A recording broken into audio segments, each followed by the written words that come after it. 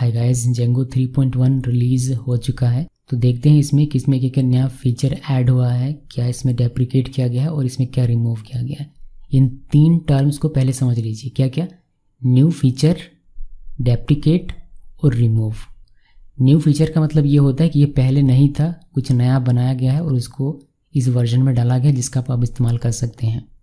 Deprecate का मतलब होता है कि पहले से है लेकिन आगे वह नहीं रहेगा। अभी आप यूज़ कर सकते हैं बट आगे वह नहीं रहेगा। डेप्रिकेशन का ये मतलब होता है कोई ऐसा फीचर या फिर कोई ऐसा सिंटेक्स जो कि अभी तो आप यूज़ कर सकते हैं बट फ्यूचर में उसको यूज़ नहीं किया जा सकेगा, उस चीज़ को हम लोग कहते हैं डेप्रिकेट करना। देन तीसरा हमारा वर्ड है यहाँ पर रिमूव करना, यानी कि वह कम्प्लीटली रिमूव हो चुका है। कोई भी फीचर या फिर कोई भी सिंटेक्स हो सकता है, वो उसको अब आप इस वर्जन के साथ यूज़ नहीं कर सकते। पुराने वर्जन के साथ में भी उसको यूज़ किया जा सकता है, अगर पुराना वर्जन उसको सपोर्ट करता है तो आप उसमें इस्तेमाल कर सकते हैं, बट इस वर्जन में 3.1 में आप उसका यूज़ नहीं कर सकते, जो भी रिमूव किया गया हो उसका।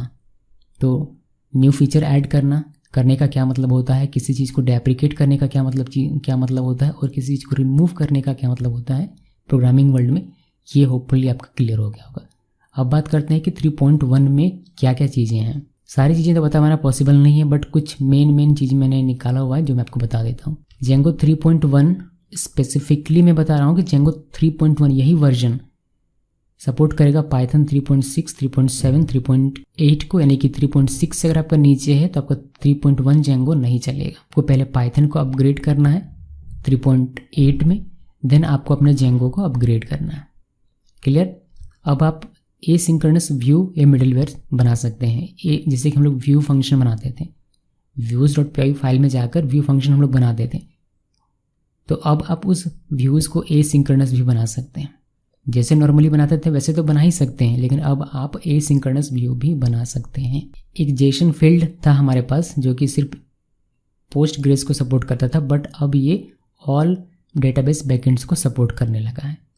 देन एक हमारा settings.py फाइल में एक ये हमारा डिफ़ॉल्ट हैशिंग एल्गोरिदम है जिसमें आप सेटिंग कर सकते हैं। जेंगो 3.1 सपोर्ट करता है MariaDB 10.2 और हायर वर्जन को, यानी कि अगर आप कोई प्रोजेक्ट बनाते हैं जेंगो 3.1 में और आप MariaDB यूज़ करते हैं तो आपको ध्यान रखना है कि यहाँ पर MariaDB का वर्जन 10.2 या उससे हायर वर्जन का होना चाहिए। The admin no longer support the legacy Internet Explorer browser. Internet Explorer browser को लेगेसी बना दिया गया है, तो वह अब यहाँ पर सपोर्ट नहीं करेगा, यानी कि इंटरनेट एक्सप्लोरर में आप यूज़ नहीं कर पाएंगे एडमिन पेज को या एडमिन एप्लीकेशन को जो जेंगो में प्रोवाइड करता है वह। The admin now has a side bar on larger screen for easier navigation.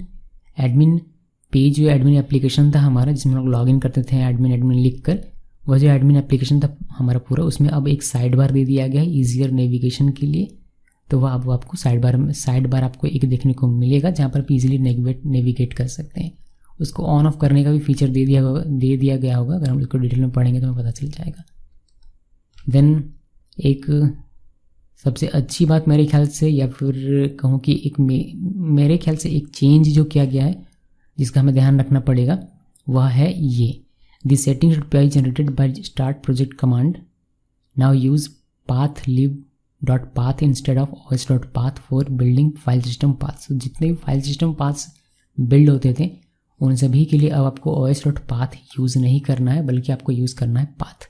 इसका क्या मतलब होता है मैं आपको प्रैक्टिकली बताऊंगा, क्योंकि ये हमें समझ के रखना है और ये हमें काम भी आने वाला है। तो ये कुछ फीचर्स हैं जो कि हमें दी गई हैं जेंगो 3.1 में। 3.0 में लिमिटेड था या फिर नहीं था या फिर कुछ अलग तरीके से था, उसको बेहतर बनाकर हमें यहाँ पर 3.1 में ये मिल गया है ये सारी चीज़ें। इसके अलावा भी बहुत सारी चीज़ें हैं जो आपको देखने को मिल जाएगी, मैं आपको डॉक्यूमेंटेशन के साथ छोड़कर जाऊंगा तो आप उसमें रिसर्च कर सकते हैं।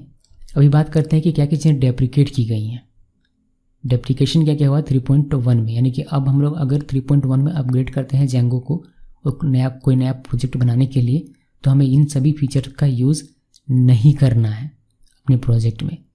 पहली चीज़ password reset time out days, ये एक एट्रीब्यूट था जो हम लोग settings.py फाइल में करते थे, अब हमें ये यूज़ नहीं करना है। इसके बदले में हमें दे दिया गया है, आप यूज़ कर सकते हैं पासवर्ड रीसेट टाइम आउट।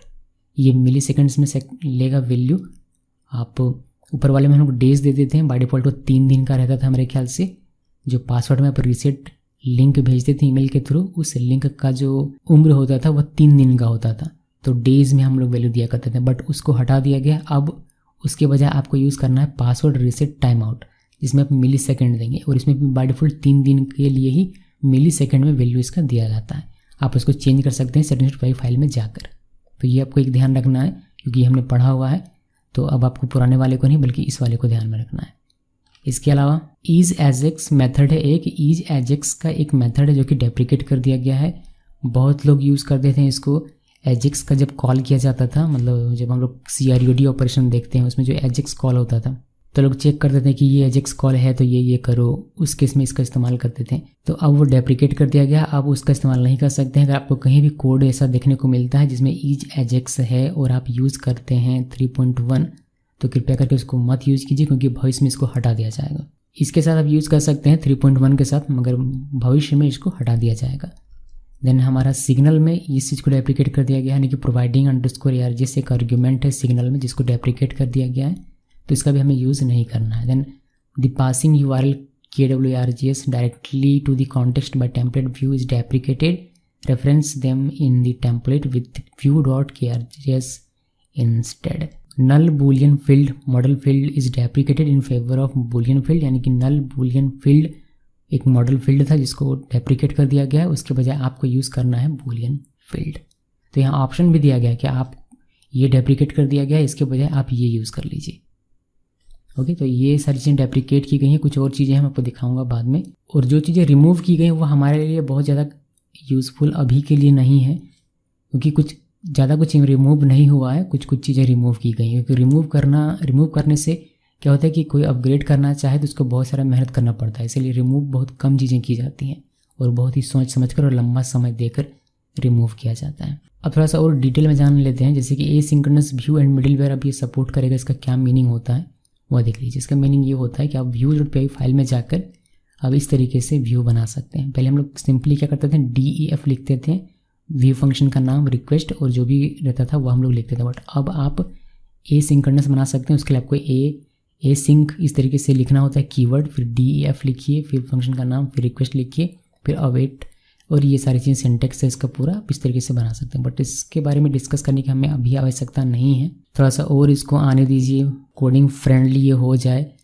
फिर हम लोग इसमें डिस्कस कर लेंगे। कुछ पॉइंट्स हैं जो आपको ध्यान में रखनी है अगर आप इसका इस्तेमाल करते हैं तो, कि वह है all asynchronous features are supported whether you are running WSGI, SGI या फिर WSGI। आप कोई भी मोड यूज़ कर रहे हैं, SGI WSGI का मैंने आपको बताया कि ये क्या क्या है, तो आप कोई भी यूज़ कर रहे हो आप इस्तेमाल कर सकते हैं एसिंक्रोनस व्यू का। If you make external HTTP, कब आपको यूज़ करना चाहिए एसिंक व्यू आपको कब यूज़ करना चाहिए, अगर आप कोई एक्सटर्नल HTTP कॉल करते हैं फ्रॉम व्यू, तो उस केस में आपको एसिंक व्यू बनाना चाहिए।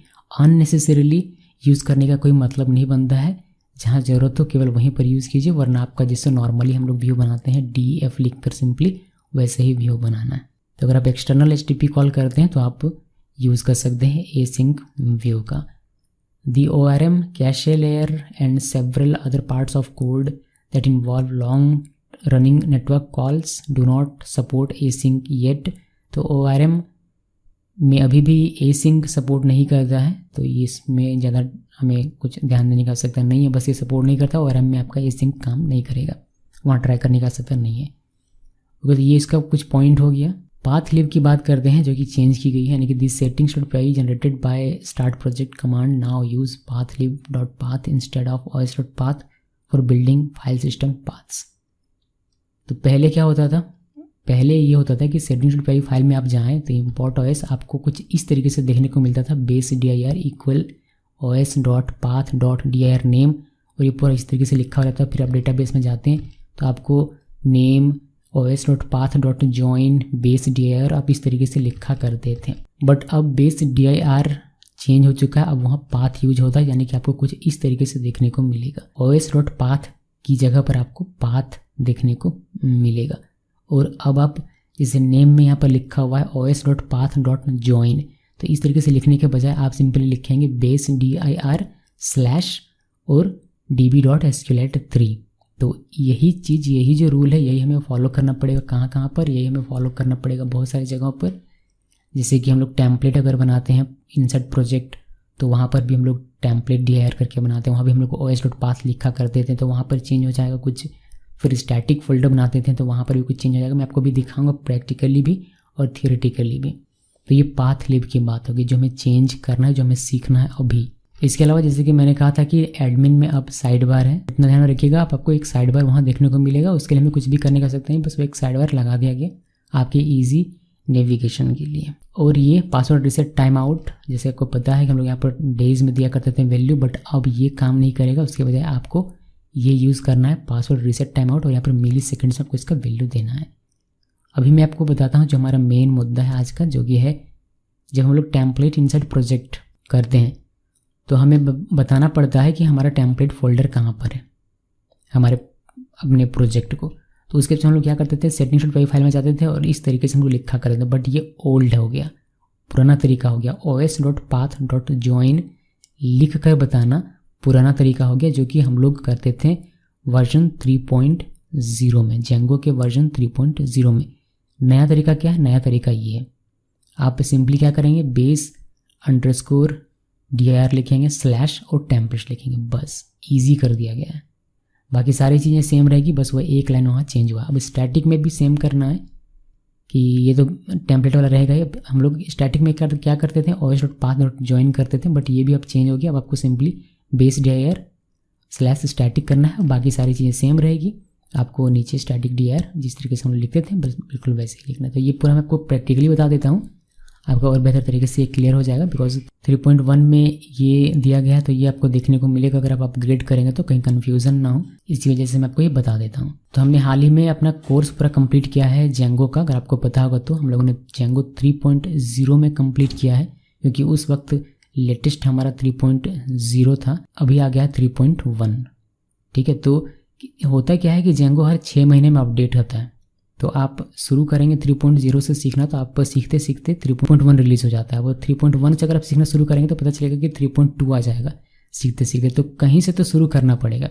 अभी एक कन्फ्यूज़न जो हो सकता है मैं आपको फिर से क्लियर कर देता हूँ कि 3.1 और 3.0 बिल्कुल सिमिलर है, 98% एकदम सेम है, सिर्फ 2% का डिफरेंस है दोनों में, 3.0 में और 3.1 में। तो बिल्कुल भी चिंता करने का आवश्यकता नहीं है। अगर आपने 3.0 सीखा है तो आप 3.1 को ईजिली मैनेज कर पाएंगे, ईजिली हैंडल कर पाएंगे। ठीक है, तो ये दिमाग में नहीं रखना है कि ये 3.0 है, अभी आ गया 3.1 तो अब कैसे काम करें, वैसा बिल्कुल भी नहीं सोचना है। सिर्फ 2% का डिफरेंस है जो कि आप ईजिली क्लियर कर पाएंगे खुद से, अगर आप इस पूरे कोर्स को कंप्लीट कर लेते हैं तो।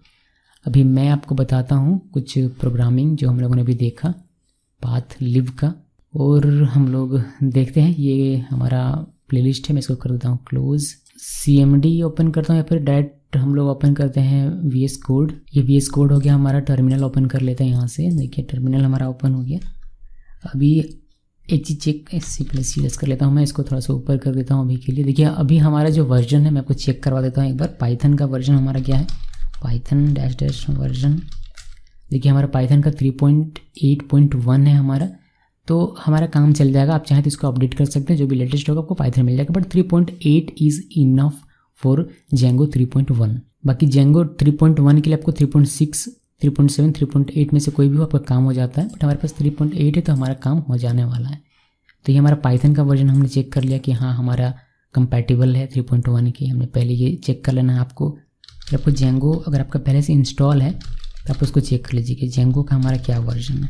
अभी तक जो हम लोग काम कर रहे थे वह इस पर काम कर रहे थे 3.0.5, यानी कि 3.0 पर हम लोग काम करते हैं। अब हमारा क्या आ गया है 3.1 आ गया। तो आपके पास ऑप्शन है कि आप पुराने वाले को अनइंस्टॉल कर दीजिए। मैं क्या करता हूँ, मैं पुराने वाले को अनइंस्टॉल करने वाला हूँ। PIP का यूज़ करते तो PIP अनइंस्टॉल जेंगो। मैंने PIP अनइंस्टॉल जेंगो लिखा और ये हमारा अनइंस्टॉल होना शुरू हो जाए। देखिए फाउंड कर लिया 3.0.5। आपको Y करना है और इंटर प्रेस करना है, ये हमारा अनइंस्टॉल सक्सेसफुली हो गया 3.0.5। अभी मैं वापस से इंस्टॉल करूँगा, ये ऑटोमेटिकली नया वर्जन ले लेगा। तो PIP इंस्टॉल और जेंगो, और मैंने इंटर प्रेस किया। तो अब ये हमारा 3.1 देखिए इंस्टॉल हो रहा है। यहाँ पर आप देख सकते हैं 3.1 लिखा हुआ है, तो हमारा ये इंस्टॉल सक्सेसफुली हो गया। अभी अगर मैं इसमें देखता हूँ कि हमारा क्या वर्जन है, जेंगो का, तो ये मुझे बताएगा 3.1। तो हमारा लेटेस्ट वर्जन के साथ अब हमारा ये सही काम कर रहा है। अभी मैं आपको दिखाता हूँ इसमें एक प्रोजेक्ट क्रिएट करके।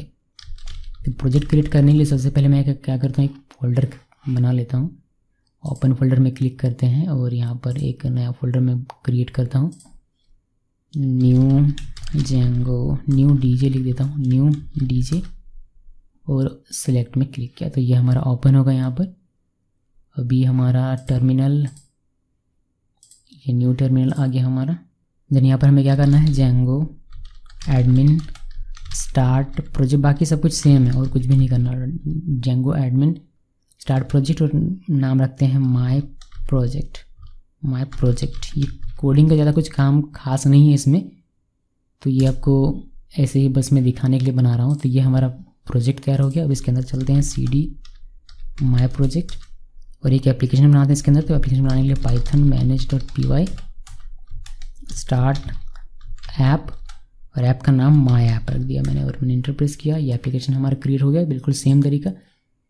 मैं आपको क्या दिखाने वाला हूँ, मैं आपको दिखाने वाला हूँ कि यहाँ पर अगर हम लोग setting.py फाइल में चलते हैं तो देखिए यहाँ पर ये एक इम्पोर्ट नया हमें देखने को मिलेगा, from path live import path.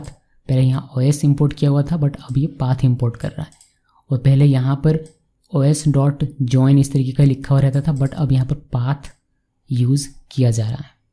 तो ये एक चेंज हुई है यहाँ पर सिंटेक्स में, जो आपको ध्यान में रखना है। कब के लिए आपको ध्यान रखना है, जब आप अपना टेम्पलेट फोल्डर बनाते हैं इनसाइड प्रोजेक्ट या फिर स्टैटिक फोल्डर बनाते हैं इनसाइड प्रोजेक्ट। मैं आपको बना कर दिखा देता हूँ, आपको कन्फ्यूज़न नहीं रहेगा। अगर आप मेरे कोर्स को फॉलो करते हैं तो आप इसको ईजिली समझ पाएंगे। तो मैंने क्या किया, मैंने एक एप्लीकेशन बनाया हुआ है, मुझे इस एप्लीकेशन में टेम्पलेट यूज़ करना है। तो मैं क्या कर सकता हूँ, मेरे पास दो ऑप्शन है। टेम्पलेट ऑप्शन नंबर 1 कि टेम्पलेट फोल्डर आप अपने प्रोजेक्ट के अंदर बनाइए या फिर आप अपने एप्लीकेशन के अंदर बनाइए। अगर एप्लीकेशन के अंदर बनाते हैं फिर आपको कुछ भी चेंज करने की आवश्यकता नहीं है। अगर प्रोजेक्ट के अंदर बनाते हैं तो फिर आपको यहाँ पर टेम्पलेट dir, स्टैटिक dir या फिर कहाँ पर आपका टेम्पलेट है होगा, उसको सर्च कहाँ करेगा वो आपको डिफ़ाइन करना पड़ेगा। आपका स्टैटिक कहाँ पर सर्च होगा वो आपको डिफ़ाइन करना पड़ेगा। तो वह सारी चीज़ें हमें करनी पड़ती हैं। किस केस में, जब हमारा टेम्पलेट या स्टैटिक हो फोल्डर के अंदर में, मतलब प्रोजेक्ट फोल्डर के अंदर में। तो चलिए प्रोजेक्ट फोल्डर के अंदर मैं बनाता हूँ न्यू फोल्डर। यहाँ पर लिखना है टेम्पलेट्स और माय ऐप, मेरे एप्लीकेशन का नाम। और इस एप्लीकेशन के अंदर में एक हम लोग बना देते हैं home.html फाइल, और इसी प्रोजेक्ट फोल्डर के अंदर में हम लोग एक फोल्डर बनाएंगे स्टैटिक, और इसके अंदर में हम लोग एक फोल्डर बनाएंगे CSS का। तो स्टैटिक CSS, और इस CSS फोल्डर के अंदर एक फाइल बनाते हैं style.css। ओके, तो इसमें हम लोग मामूली सा कोड लिखेंगे। इसमें मैं लिख देता हूँ h1 होम पेज, बस टेस्टिंग के लिए, ताकि आपको कन्फ्यूज़न ना हो अगर आप मेरे वीडियोस को फॉलो करते हैं। तो यहाँ पर हम लोग दे देंगे बॉडी, सॉरी इसको बाद में करते हैं, अभी इसको ऐसे रहने देते हैं, सिर्फ टेम्पलेट एंटर करवा लेंगे फिर बाद में। तो चूँकि हमारा जो टेम्पलेट फोल्डर है और स्टैटिक फोल्डर है ये हमारा प्रोजेक्ट फोल्डर के अंदर में है, इसी वजह से हमें यहाँ पर बताना पड़ेगा अपने setting.py फाइल में कि टेम्पलेट को सर्च कहाँ करेगा जेंगो, या फिर स्टैटिक को सर्च कहाँ करेगा। तो कैसे बताना है, पहले हम लोग क्या करते थे कि यहाँ पर इस तरीके से बनाते थे टेम्पलेट _dir, यहाँ पर os.path.join इस तरीके से लिखा करते थे। बट अब आपको वैसा नहीं लिखना है, आपको सिंपली क्या लिखना है, यहाँ जो आपने लिखा है ये बेस dir ये लिखना है, स्लैश देना है, कॉट के अंदर में जो हमारा टेम्पलेट यहाँ नाम लिखा हुआ है टेम्पलेट्स, वह आपको यहाँ पर लिख देना है टेम्पलेट्स। बस आपको बस इतना ही करना है, ये इजी कर दिया गया। इस तरीके से स्टैटिक के लिए यहाँ पर आपको स्टैटिक _dir लिखना है, यहाँ पर ये सेम रहेगा बेस dir, और यहाँ पर आपको बस कर देना है स्टैटिक। इतना काम करना है। अभी टेम्पलेट वाला जो हम लोग कहाँ मेंशन करते थे, टेम्पलेट dir, ये जो हमारा है ये हमारा मेंशन होगा यहाँ पर टेम्पलेट्स dir, यहाँ पर आकर इसको चिपका देना है बस। और अगर आप स्टैटिक की बात करें तो स्टैटिक के लिए आपको नीचे लिखना पड़ेगा स्टैटिक फाइल dirs, यहाँ पर आकर स्टैटिक फाइल्स _dirs, और यहाँ पर आप लिखेंगे स्टैटिक dir। ओके, आप यहाँ स्टैटिक dir के बजाय डायरेक्टली ये भी लिख सकते हैं। यहाँ पर जो आपने लिखा हुआ है या वेरिएबल बनाकर आप डायरेक्ट इस चीज़ को वहाँ पर जाकर लिख सकते हैं। फिर आपको ये वेरिएबल बनाने की आवश्यकता नहीं है। इसी तरीके से टेम्पलेट dir में डायरेक्टली आप यहाँ पर ये जो लिखा आपने यही वाला आप करके दिखा। जैसे कि ये मैंने यहाँ नहीं लिखा तो मैं यहाँ पर डायरेक्ट आकर इसको यहाँ पर लिख सकता हूँ इस तरीके से, तो ये भी आपका चलेगा। बट एक वेरिएबल बनाकर करना ज़्यादा बेहतर होता है। ओके, तो ये ऐसे करना है और ये आपका काम करना शुरू कर देगा। हम लोग इसका URL और व्यू बनाना पड़ेगा ताकि ये हमारा काम करना शुरू करे। तो यहाँ पर आते हैं और एक व्यू बनाते हैं df home और रिक्वेस्ट, और यहाँ पर हम लोग लिख देंगे return render request. Simply render करवाएंगे टेम्पलेट को कि हमारा काम कर रहा है या नहीं, पाथ करके जो हमने बनाया है अपना सेटिंग्स फाइल में अभी हमने वाह, इसलिए हम लोग टेस्ट कर रहे हैं। तो यहाँ पर हमें लिखना माई ऐप के अंदर में हमारा home.html, बस इतना लिखना है और कुछ लिखना नहीं है। हमें होम को लेकर जाना है कहाँ पर, यहाँ URLs में आइए और यहाँ पर इंपोर्ट कर लीजिए from my app import views. और सिंपली यहाँ पर बाकी सारी चीज़ें सेम आप लोग देख पा रहे होंगे, ये बाकी सारी चीज़ें बिल्कुल सेम है। यहाँ पर आना है व्यूज़ डॉट होम और यहाँ पर नेम इक्वल आप लिख सकते हैं होम। मैंने इसको सेव कर दिया। अभी हमें इस URL में हिट करना है जिससे हमारा ये व्यू चलेगा, ये वाला व्यू, और हमारा ये रेंडर होगा क्या home.html। फिर home.html हमारा रेंडर होगा, यानी कि ये वाला जो हमारा HTML का फाइल है ये हमारा रेंडर होगा, हमें दिखाई देगा होम पेज। और ये हमारा काम करेगा अगर हमने setting.py फाइल में सही तरीके से ये पाथ दिया हुआ, तब सही तरीके से हमने ये स्टैटिक दिया हुआ तो हमारा CSS काम करेगा, वरना नहीं करेगा। CSS अभी मैंने लगाया हुआ नहीं है, यहाँ पर आप देख सकते हैं। पहले देखते हैं कि टेम्पलेट हमारा काम करता है या नहीं। तो यहाँ पर आना है और रन करना है सर्वर को, python manage.py file run server हमारा सक्सेसफुली रन हो चुका है। अभी हमें वेब पेज में आना है और सिंपली होम पेज में क्लिक करना। देखिए हमारा होम पेज हमें दिख रहा है, यानी कि बिल्कुल सही टेम्पलेट हमारा काम कर। अभी मैं आपको दिखाता हूँ कि स्टैटिक फाइल यानी कि CSS हमारा कैसे काम करेगा। तो स्टैटिक फाइल के लिए हम लोग क्या करते हैं, पहले लोड करना पड़ता है स्टैटिक को। तो यहाँ पर आइए %% और यहाँ लिखिए लोड स्टैटिक हमने लोड किया। अभी हमें यहाँ पर लिंक करना पड़ेगा अपने CSS को, टाइटल के ऊपर में लिंक, और ये हमारा CSS है। तो मुझे यहाँ पर लिखना होगा, ये नहीं लिखना है यहाँ पर, इसके बजाय हमें यहाँ पर लिखना पड़ता है इस तरीके से %% स्टैटिक, %% के अंदर में लिखना है ये स्टैटिक, और यहाँ पर हमें देना है CSS फोल्डर के अंदर में style.css। बस अब ये हमारा स्टैटिक भी काम करना चाहिए। ये तभी काम करेगा जब आपका ये आपने सही लिखा हो तब। तो यही एग्जामिन करने के लिए ही हम लोग इतना मेहनत कर रहे हैं। तो इसको सेव कीजिए। CSS हमने कुछ लिखा हुआ नहीं है तो सिंपली यहाँ आते हैं और बॉडी में बैकग्राउंड कलर दे देते हैं, बैकग्राउंड कलर, कोई सा भी कलर दे दीजिए। मान लीजिए मैंने दे दिया ये जो सा भी कलर है। सेव किया, सेव करने के बाद इसको रिफ्रेश करेंगे आप, तो ये कलर यहाँ पर काम करना चाहिए। देखिए ये कलर काम कर रहा है। आप इसको व्यू सोर्स में जाकर यहाँ पर देख भी सकते हैं, आपको CSS दिखाई देगा। अभी मैं आपको इसको एक बार और वेरीफाई करके दिखा देता हूँ। अगर मैं यहाँ पर ये चेंज कर देता हूँ या फिर कुछ गलत कर देता हूँ, जैसे मैंने ये स्टैटिक इस तरीके से लिख दिया, मैंने इसको सेव किया। सेव करने के बाद मैं इसको रिफ्रेश करूँ तो देखिए हमारा CSS काम नहीं करने लगा। फिर जब इसको हम लोग ठीक कर देंगे वापस से और अब देखेंगे तो अभी ये हमारा CSS सही से काम करेगा। यानी कि यहाँ पर जो हमने लिखने का ये तरीका अपनाया ये बिल्कुल सही है, Django 3.1 है इसीलिए। सेम यही चीज़ आप टेम्पलेट में भी करके देख सकते हैं, बट ये काम करेगा। ओवरऑल हमें ये इतना समझ में आ जाता है। तो यही एक चेंज है यहाँ पर जो आपको देखने को मिलेगा। बाकी सब कुछ बढ़िया तरीके से आपका काम करेगा।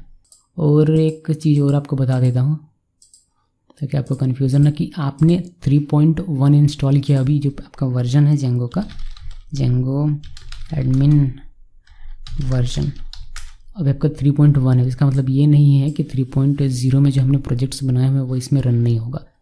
इसमें बिल्कुल सही तरीके से हमारा रन होगा। मैं आपको रन करके दिखा देता हूँ। न्यू विंडो में ओपन करता हूँ, इसको मैं कोड क्लोज कर देता हूँ। ये हमारा न्यू विंडो है और मैं ओपन करता हूँ। जो स्टडी मटेरियल है इसमें आपको ये इस तरीके से जेंगो कोड मिलता है। आप इसको डायरेक्टली से सेलेक्ट करके और यहाँ पर सभी को एक साथ ओपन कर सकते हैं इस तरीके से, ठीक। उसके बाद आप जिसको चाहें उसको रन कर सकते हैं। तो मैंने रन करना है, मान लीजिए नीचे आते हैं, थोड़ा डिफ़िकल्ट वाले को रन करते हैं, फिर किसी प्रोजेक्ट को रन कर लेते हैं। तो ऑल प्रोजेक्ट में जाएंगे तो आपको बहुत सारा प्रोजेक्ट मिल जाएगा। यहाँ पर देखिए मैं रन करता हूँ मान लीजिए किसी CRUD ऑपरेशन को, तो ये वाला रन करता हूँ CRUD1 को। तो ये मैं रन करूँगा। मुझे टर्मिनल ओपन करना पड़ेगा।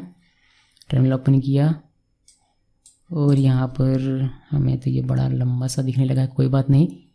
यहाँ पर हमें क्या करना पड़ेगा, CD CRUD प्रोजेक्ट 1, इसके अंदर हमें जाना है। क्यों नहीं गया भाई, ये जेंगो कोड के अंदर हमें ऑल प्रोजेक्ट्स के अंदर पहले जाना पड़ेगा। तो ऑल प्रोजेक्ट, उसके बाद CD CRUD प्रोजेक्ट 1, इसके अंदर जाना है। होपफुली आपको ये दिख रहा हो, ये सब एक ही बात है, ठीक है। इसके बाद हमें यहाँ पर रन करना है इसको पाइथन। ओहो तो उल्टा पुल्टा दिख रहा है। अभी देखिए, अभी देखिएगा पाइथन manage.py रन सर्वर। मैं बस सर्वर स्टार्ट कर रहा हूँ ताकि मैं ये प्रोजेक्ट आपको 3.1 में रन करके दिखाऊँ। ये प्रोजेक्ट मैंने बनाया हुआ है किसमें, ये प्रोजेक्ट मैंने बनाया हुआ है 3.0 में। जैसा कि आप लोग यहाँ पर देख पाएंगे, मैं आपको दिखाता हूँ settings.py फाइल में जाकर। देखिए 3.0 में बना हुआ है, इसलिए इसका जो बेस टीआईआर है ये os.path की तरह है। बट अभी हमने देखा था ये हमें सिर्फ पाथ दिख रहा था और यहाँ पर हमने पाथ को इम्पोर्ट किया था, बट ये 3.0 में बना हुआ है। मगर फिर भी ये हमारा सही तरीके से काम करेगा, इसमें कोई भी हमें प्रॉब्लम नहीं होगी। तो मैंने इसको सेव किया। तो यहाँ पर ये यूज़ हो रहा है डेटाबेस, डिफ़ॉल्ट डेटाबेस इसी के साथ, और इसी के साथ हमारा अभी काम करेगा। मैंने इसको सेव किया। सेव करने के बाद मैं इसको करता हूँ रन। तो देखिए हमारा रन हो रहा है। मैं को एक डेटा इंसर्ट करके दिखा देता हूँ। यहाँ पर एक नया डेटा इंसर्ट करते हैं। मान लीजिए मैंने किया jack@gmail.com और jack1234 और ऐड में क्लिक करते हैं। लेकिन जैक हमारा ऐड हो गया। मैं इसको वापस से रिफ्रेश करता हूँ, लेकिन जैक हमारा यहाँ पर है। आप एडिट भी कर सकते हैं, जैक शुक्ला, और मैंने अपडेट में क्लिक किया, ये हमारा अपडेट हो गया। आप देख सकते हैं जैक शुक्ला। आप इसको डिलीट भी कर सकते हैं, यानी कि हमारा ये परफेक्ट सही तरीके से काम कर रहा है। हमारा जो वर्जन है 3.1 है, बट हमारा जो प्रोजेक्ट हो 3.0 में बना हुआ है, वो भी हमारा काम कर रहा है। तो ये सारे प्रोजेक्ट्स आपके सही तरीके से वर्क करेंगे, इसलिए डाउट में नहीं रहना है। इसी वजह से मैंने आपको ये दिखा दिया यहाँ पर आकर। तो ये है हमारा जेंगो 3.1।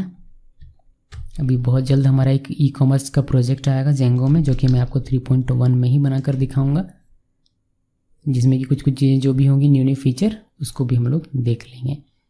ओके, तो कब आएगा मैं बता नहीं सकता, लेकिन मैं काम कर रहा हूँ, धीरे धीरे बना रहा हूँ। जब भी समय मिलता है मैं उसी पर काम करता हूँ। जैसे जैसे बनेगा वैसे मैं आपको बताता जाऊँगा। तो गाइज़ होपफुली कि आपको ये सब कुछ सही तरीके से समझ में आ गया होगा। मैं आपको ऑफिशियल डॉक दिखा देता हूँ ताकि आप खुद से जाकर जेंगो को जो नया फीचर है उसको आप एक बार स्टडी कर सकें। तो ये है लिंक 3.1 रिलीज़ का। यहाँ पर डेट लिखा हुआ है कब रिलीज़ हुआ है, और यहाँ पर लिखा गया है कि क्या क्या नया है 3.1 में। आप एक बार इसको पढ़ लीजिए डिटेल में। कुछ एग्जांपल है, कुछ का एग्जांपल नहीं है। बहुत ही माइनर फीचर दिए गए हैं, बहुत ज़्यादा कुछ है नहीं, जैसे कि मैंने आपको बताया है। थोड़ी कुछ चीज़ें हैं, ये सारे फीचर्स हैं। बाकी यहाँ पर डेप्रिकेशन का भी एक अलग से कैटेगरी होगा कहीं ना कहीं। देखिए यहाँ पर आपको दिखाई देगा कि बैकवर्ड इनकम्पैटिबल चेंज इन 3.1। बाकी आप इसको पढ़िएगा, आपको समझ में आ जाएगा, बहुत ज़्यादा कुछ नहीं है। बाकी डेप्रिकेट के फीचर्स डेप्रिकेटेड इन 3.1 है कि क्या क्या डेप्रिकेट किया गया, यानी कि भविष्य में ये सारी चीज़ें नहीं रहेंगी, वह यहाँ पर लिखा हुआ है। आप इसको भी पढ़ सकते हैं। बाकी फीचर जो रिमूव किया गया है 3.1 में, यानी कि अब 3.1 में आप उसका यूज़ बिल्कुल भी नहीं कर सकते हैं। तो कोई कुछ खास हम यहाँ पर है नहीं, इसी वजह से मैंने इसमें ज़्यादा कुछ फोकस नहीं किया, क्योंकि 3.0 में हमने उसका इस्तेमाल ही नहीं किया कि हमें इसकी परवाह करने की आवश्यकता पड़े कि ये रिमूव हो गया, भाई हमने तो ये पढ़ लिया था, अभी हमने ये रिमूव कर दिया तो अभी क्या होगा। इसीलिए हमें रिमूव किया हुआ उसकी हमें चिंता करने की आवश्यकता नहीं है। बस हमारा एक जो मेन था वो था settings.py फाइल में बेस DIR का जो पाथ था वह जो मैंने आपको डिटेल में बता दिया इस वीडियो में। मुझे उम्मीद है कि आपको सब कुछ समझ में आ गया होगा ठीक तरीके से। आप चाहें तो इसको भी एक बार डिटेल में पढ़ सकते हैं। प्लस मैं आपको एक और चीज़ दिखाता हूँ, जेंगो का जो वर्जन रिलीज़ करने का तरीका है वह देखिए। इसने क्या चार्ट बनाया हुआ है कि 2025 तक ये जेंगो 5.0 लेकर आएगा। अभी क्या चल रहा है, अभी चल रहा है हमारा जेंगो 3.1 ये वाला, ठीक। अभी यहाँ पर देखिए ये रिलीज़ डेट पहले से तय है 3.2 में। 3.2 कब आएगा, अप्रैल में आएगा। अगर आप अभी पढ़ना शुरू करेंगे 3.1 को तो पता चलेगा कि जब तक आप ख़त्म करने वाले हैं और आपका 3.2 रिलीज़ हो गया, तो शुरू करने का कोई डेट नहीं है। आप शुरू कर दीजिए, जैसे जैसे अपडेट होगा वैसे वैसे फिर आप खुद को अपडेट करते रहिए। फिर 4.0 आएगा, फिर 4.1 आएगा, फिर 4.2 आएगा। सबका डेट यहाँ पर लिखा हुआ कि कब कब क्या क्या क्या आएगा। हर 6 महीने में ये अपडेट होता है यार, आप क्या करेंगे। इसीलिए जिन लोगों ने 3.0 पढ़ा है मेरे प्लेलिस्ट से, बहुत अच्छी बात है, लगे रहिए। जैसे कि मैंने कहा कि 3.0 और 3.1 में सिर्फ 2% का आपको डिफरेंस देखने को मिलेगा, ज़्यादा कुछ भी देखने को नहीं मिलेगा। तो 3.0 को पढ़िए और थोड़ा सा इसको एक बार आप ये वाला आप स्टडी कर लीजिए और आपका 3.1 कंप्लीट है। इसको नहीं भी पढ़ते हैं तो भी कोई दिक्कत नहीं है, बस आपने मेरा ये वीडियो देख लिया, आपके लिए काफ़ी है। Thanks for watching.